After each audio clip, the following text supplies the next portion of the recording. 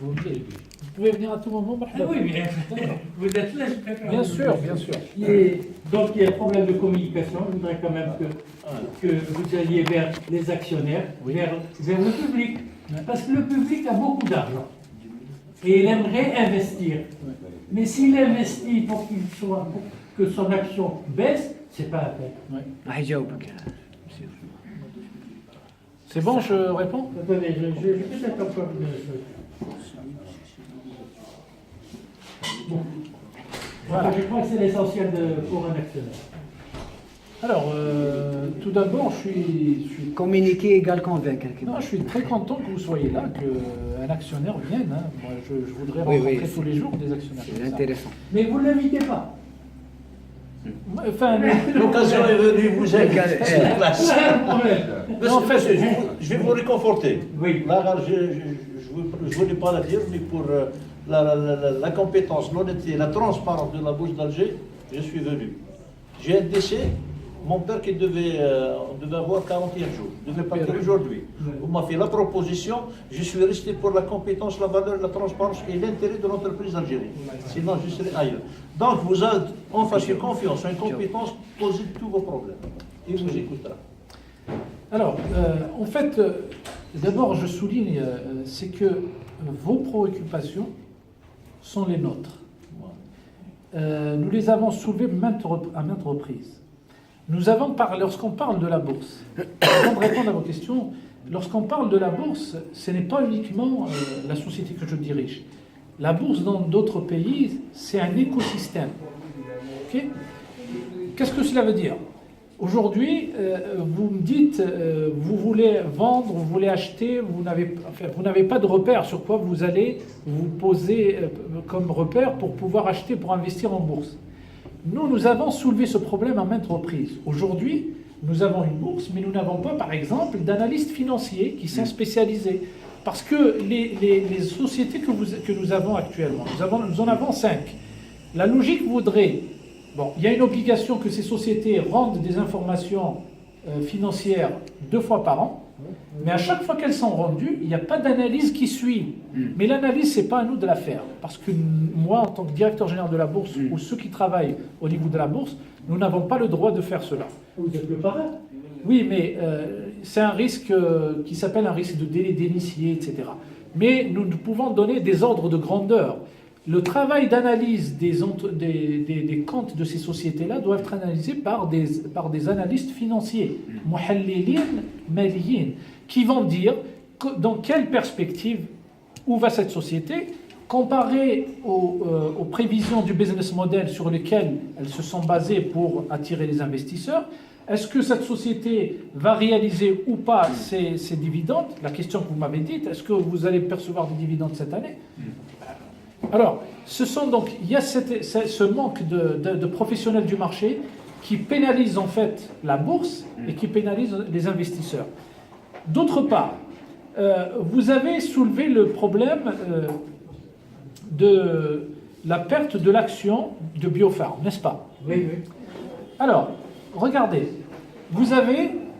c'est une réaction tout à fait logique d'un investisseur. Vous avez acheté sur la base d'un business plan, business model, qui dit que vous allez toucher 176 dinars par action, mais qu'à la fin, ils vous en donnez 66 dinars.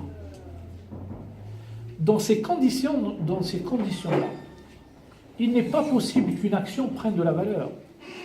Pourquoi? Parce que nous disons, même aux sociétés qui s'introduisent, nous leur disons, notamment les premières années d'introduction, essayez de maintenir les prévisions que vous avez fixées.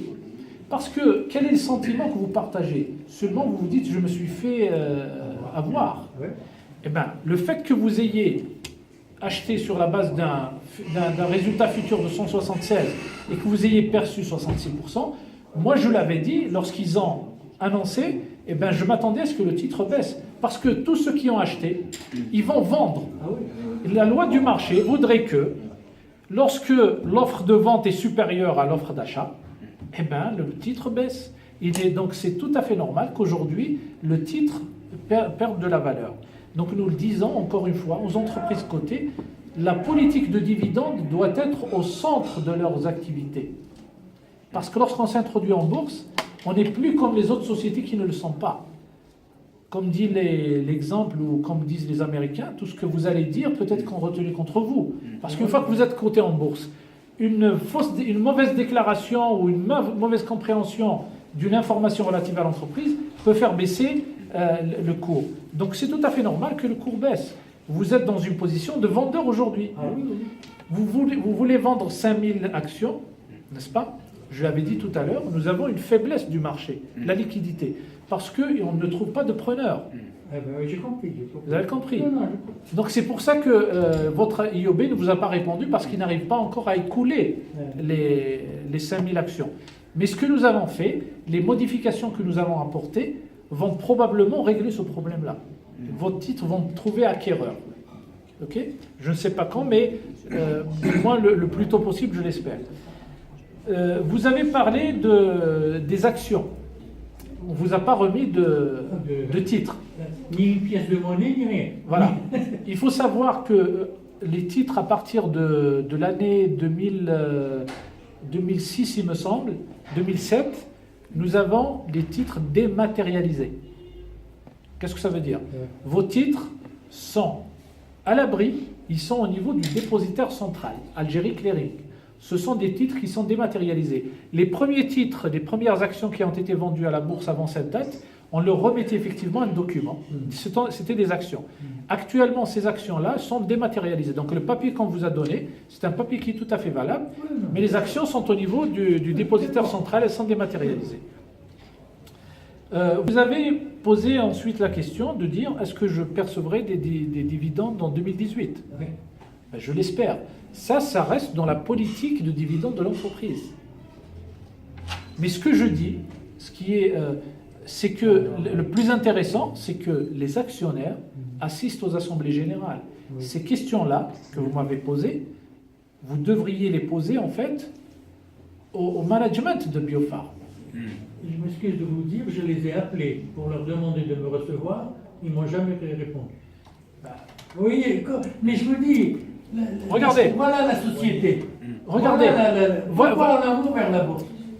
Mais le problème, vous allez bien comprendre qu'il n'est pas chez nous. Le problème se trouve au niveau des sociétés. Si vous cautionnez ça, je m'excuse, vous êtes la bourse. Non, mais on ne cautionne pas. Nous avons une réglementation. La COSOB veille à ce que les entreprises transmettent les informations Aucune 2 fois par... information. Non, vous avez les informations qui sont transmises. Ils nous transmettent des informations. Ils sont sur le site de la bourse, ils sont sur le site de la COSOB. C'est des informations financières. Mais après, l'analyse doit être faite par d'autres spécialistes. Nous n'avons pas le droit d'analyser, de dire le cours va augmenter ou pas, parce que sinon, on va impacter le cours de l'action. Donc nous n'avons pas ce droit de le faire. On risque de se placer dans un délit. Donc on ne peut pas le faire, vous allez bien comprendre. C'est pour ça que je dis, encore une fois, pour les sociétés qui se cotent ou qui souhaitent se coter, la politique des dividendes doit être au centre de leurs intérêts, au centre de leur politique. Parce qu'un investisseur insatisfait, il va impacter le cours de la bourse. Alors, pour clôturer, j'ai rencontré une entreprise privée, familiale, en France, qui est cotée en bourse depuis les années 60. Cette société-là, le chef d'entreprise me dit, je n'ai jamais connu de problème lorsque, en 2008, il y a eu la crise des subprimes, donc difficulté. Pourquoi? Parce que 60% de leur capital est détenu par des familles. Mais ils ont une structure dédiée aux actionnaires. Aujourd'hui, cette société-là, il vous dit, lorsqu'un actionnaire veut venir, lorsqu'il se déplace, il vient chez nous, nous le recevons avec les honneurs. Il lui donne toutes les informations. Et cela a permis, il me dit aujourd'hui, si nous voulons faire une levée de fonds, eh bien nous allons la faire sans aucun problème. Parce qu'il y a le métier de l'argent, c'est un métier où la confiance doit régner. Ce n'est pas de lever uniquement les fonds, mais c'est aussi, il faut gérer l'actionnaire. Et ça, nous ne cessons de le dire aux entreprises.